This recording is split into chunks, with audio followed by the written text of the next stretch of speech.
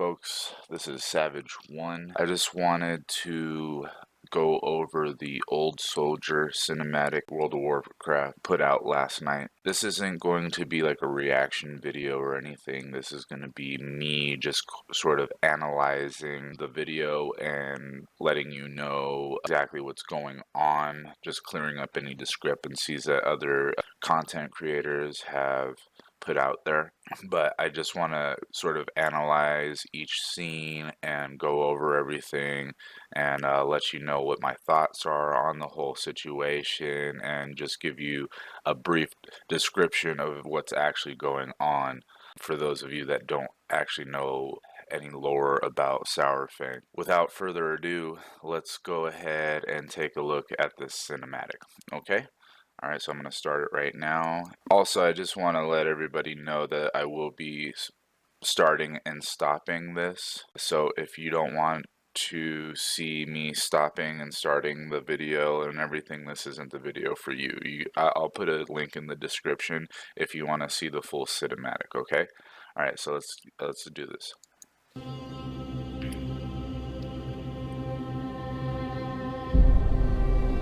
Alright, so I'm going to stop it right here, pause it.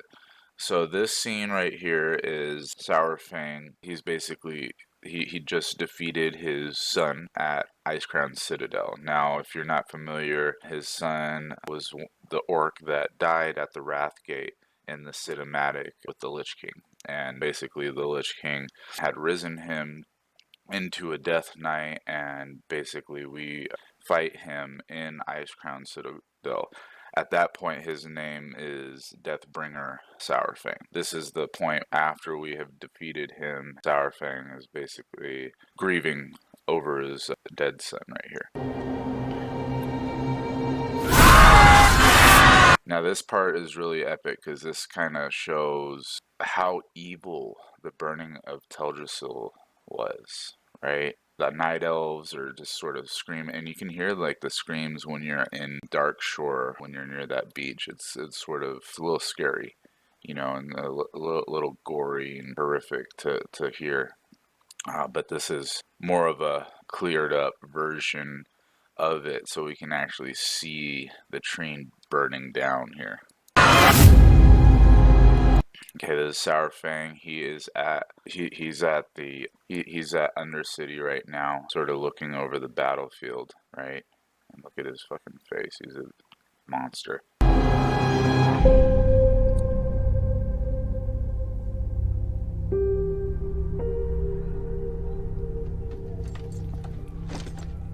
So right now he's sort of taken off his armor, looking over the battlefield. So this is sort of like before cut of the cinematic for Battle for Azeroth with Sylvanas, and she turns into a Banshee, and Anduin turns into a Paladin or whatever.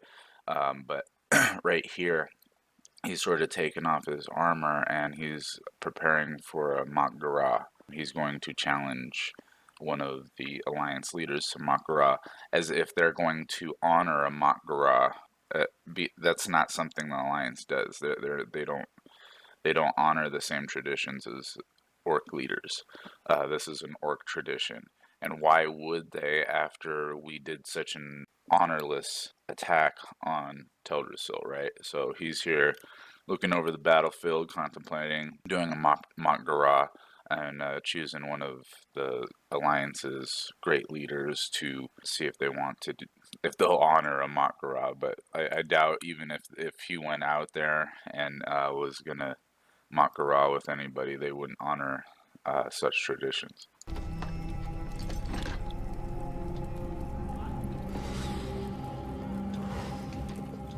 Sort of, you know, contemplating what he's done so far, right? Oh. Who do we have here? Lord South. Alright, so this is ZAPPY Boy. If you remember from the original cinematic for Battle for Azeroth, this is the troll that was, you know, he had the lightning bolts and he was, you know, sundering the earth and everything with lightning. This is him. Just to let you know, he did not die in the beginning cinematic. If you notice, He has red hair. Zappy Boy, the one centering Earth, has red hair. The person that Anduin crushes, the troll that Anduin crushes with the sword, it has like white hair. I believe this troll, the young troll here, is going to have further storyline going into Battle for Azeroth. He's going to be a very important character. And also, I want to point out that he is not Vol'jin's son. Okay, this is not Vol'jin's son.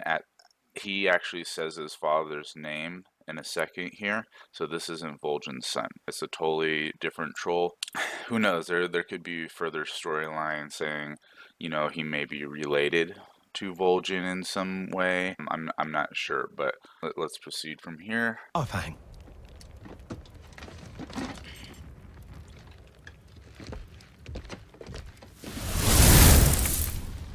That's dope. I like that. Because that kind of shows that that's the same troll, Zappy Boy. Now, I say Zappy Boy because we don't know this troll's name. We don't know this troll's name at this point, right? He's just a nameless troll. All we know is that he's in the beginning cinematic and he has a great role within this cinematic, right?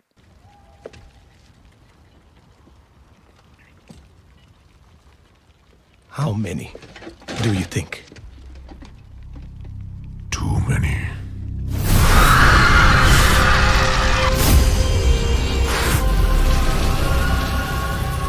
So this clears up a lot of things too. Like if you did the quest line in Darkshore, you see that Saurfang, he throws his axe at Malfurion's back, while Malfurion had basically Sylvanas on her knees, right? Saurfang basically let Malfurion go. He didn't finalize the death strike on Malfurion, right? He let him leave with Tyrande. Now, I want to also point out that Sylvanas allowed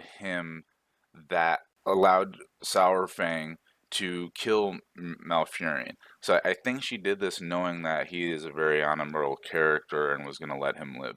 Say what you will about that, but Sylvanas is very calculative, and the thing is, why would she could have struck him dead herself, right? Why would she allow somebody, knowing that he wouldn't have done that, right? Allow somebody to do something knowing he wouldn't do the thing that she asked of him, right? And right here is where Saurfang is going to confront her. There is no honor in this. They will come for us now. All of them! And this clears up a lot of confusion, like, why would Saurfang not say anything about this, right? But this clears it up. He did. He confronted her. He said, what the hell? You know, why are we doing this? This isn't honorable. What's going on? This isn't the Horde, right? And I think that clears up a lot of, you know, naysayers and people that are, like, on the fence about the Horde right now, that are longtime Horde players, and they're just like, why? You know, and it brings up a lot of emotions, and I really like that Blizzard did this, because it brought so many emotions for people that have been playing for years, you know what I'm saying? And it brought up a lot of emotions and a lot of feelings about the situation, and whether or not a person that was very Horde specific to almost want to change factions, and because it seems like we're the bad guys right now. I'm very Horde myself, but I'm not going to change sides. You know what I'm saying? But I mean, I'll follow the Dark Lady into Oblivion. But I think there's just some intentions here that are sort of foreshadowed and not really come to light as of right now, and a lot of things are still a mystery. But even the whole attack on Teldrassil, the way it went down, I don't think anybody even, you know, predicted that. I mean, that was the most predictable solution to who burnt down Teldrassil. But at the end of the day, we had so much other speculation going on into that we didn't even think, hey, is it possible that Sylvanas did it? It certainly is possible because she did do it. We saw it. We saw her do it. It was very rash, and she did it. You know what I'm saying? And it's funny because no matter what, Blizzard always does something that we will never be able to predict. And that was something that we did, quite frankly, even though it was the most, it was the outcome that we all didn't want, or but it was the most predictable outcome out of them all, right? But nobody actually thought that that would happen. And Blizzard somehow did it again. I don't know. I don't understand it. Every single time they're able to outwit us in the speculation game and bring us something that we never thought would have happened, right? Even when it was the most predictable outcome, we still didn't think that was possible, right? Now look at that. Alliance is hungry for blood right now. They're hungry for revenge. Hikazi. Okay, He so fought with you in let's take that back. Hikazi. Hikazi. He That's fought his with you in the father's name. third So war. that right there lets you know that He that's told not me Vol'jin's stories. son. How you could cut down 10 enemies with a single blow. I like that. How he said he can cut down 10 enemies with a single blow, because there's sort of like a Chuck Norris joke with Sourfang, sort of saying that he can cleave the whole, you know, the entirety of the alliance. Like he's sort of the Chuck Norris of the World of Warcraft community. So I like that. This be my first battle. What should I do? Don't die. Right? Don't die. That's like that's the best advice you can take from such an old warrior, right? He's been through so much shit. Basically, his only solution to what to do in a situation like this is don't die, right? Yes, of course. But if I do fall, may it be with honor, in glorious color. There will be no glory today. Lots of conviction right there. He just does not. He does. There's so much conflict going on right now with Sourfang. He just Only pain. doesn't know. Okay, so right there, he said only pain. That's a really funny line because it keeps on coming up in the lore. If you remember the Argus fight, he there's a part of the fight where he's like, pain, only pain.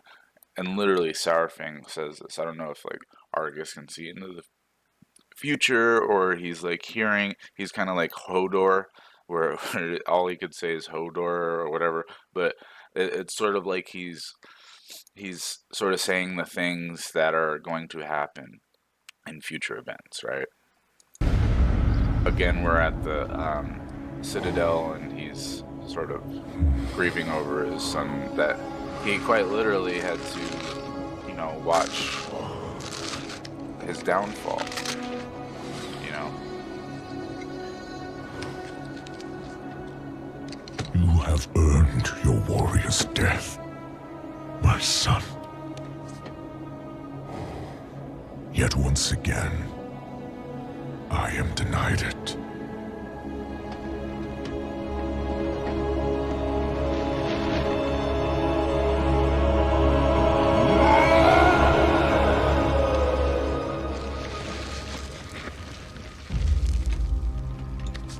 What are you doing? Claiming what is mine. Alright, so a lot of you probably don't understand why he's walking out there. So in a Makara, you're supposed to take off all of your armor. So he has removed all his armor, and he's about to go challenge one of the Alliance leaders to a Makara. Right? Look who's there with him.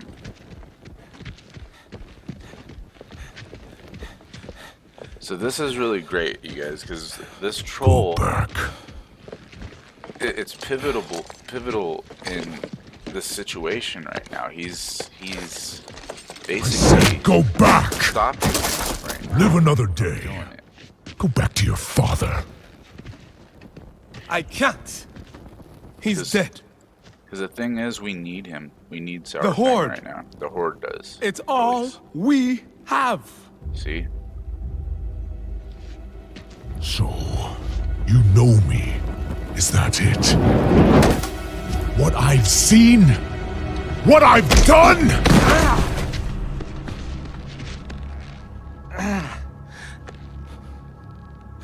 Oh, give up, boy. Like I will you? admit, he does really look.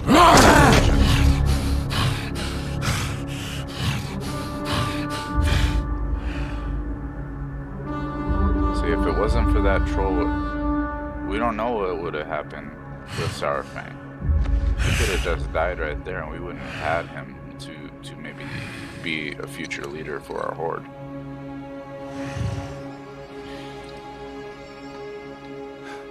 Live another day.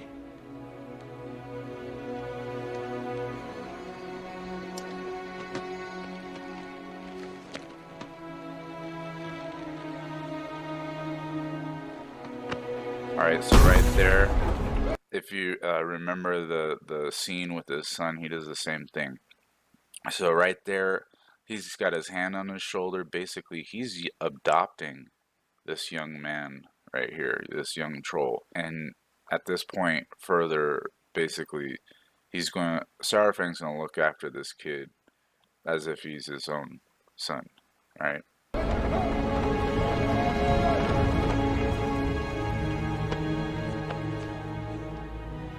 Without honor? Okay, so a lot of people think he said without honor. No, Sourfang would never say without honor. He is the most honorable orc possible. This guy knows nothing else other than honor. He's a true orc.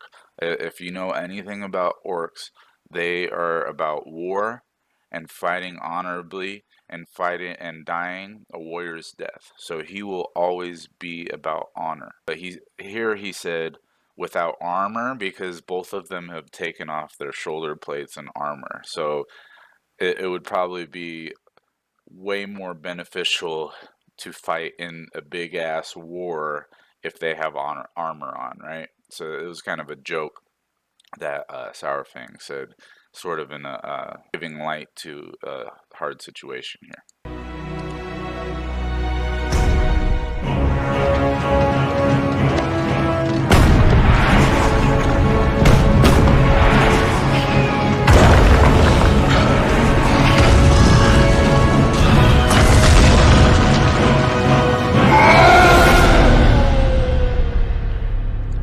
Alright, and that kind of like is the prelude to the very first Battle for Azeroth cinematic. Tell me, guys, what you think about it. Maybe I'm wrong in some of these areas, but I think I'm totally on point with all this stuff. I seen a few other content creators sort of mess it up and say certain things that were not true, especially about Volt. I've seen a few things in like the message boards and everything saying that that's Vol'jin's son. I want to clear that up. It's not Vol'jin's son. He clearly says his name, his father's name at the beginning of the cinematic. Also, it's not the same troll that at the beginning, or that died or was crushed by Anduin in the cinematic either. ZAPPY Boy is going to be a predominant figure in World of Warcraft and for the Horde and for the Horde's future. And at this point, it seems like Sourfang is going to have a more predominant role as well for the Horde's future. Now, as far as Sylvanas, I'm not sure what is going on with her. I don't know if there is something feeding into this or she's just plain fucking batshit crazy right now. This clears everything up. Sourfang is not having that shit. We got only a few more weeks away for BFA. This is probably the best cinematic I've seen so far. Next Tuesday, more than likely, we're gonna reveal the Ajara cinematics or animation cinematic, and I'm really juiced to actually see that because, quite frankly, we don't know too much about Ajara other than she was the queen of the Night Elves at one time, and basically she went in league with the devil or Sargeras and brought the Legion to our front door through the Well of Eternity, thus causing a sundering and all. Basically, now we have a bunch of different continents and islands of Azeroth. Basically, at this point, all we know is that she made a pact with Azoth during the Sundering and basically damning all of her people to be what we know now as Naga. Looking forward to all that. That's it for this video. I do have a Patreon and a Twitch that I frequently go on and stream and stuff. I haven't been doing too much streaming lately because basically there's a new expansion coming up and I'm sort of ramping up for that. But tell me what you guys think in the comment section below, whether you disagree or you're with me on this. No matter where you stand on this, I would like to know. But thank you guys for watching my video.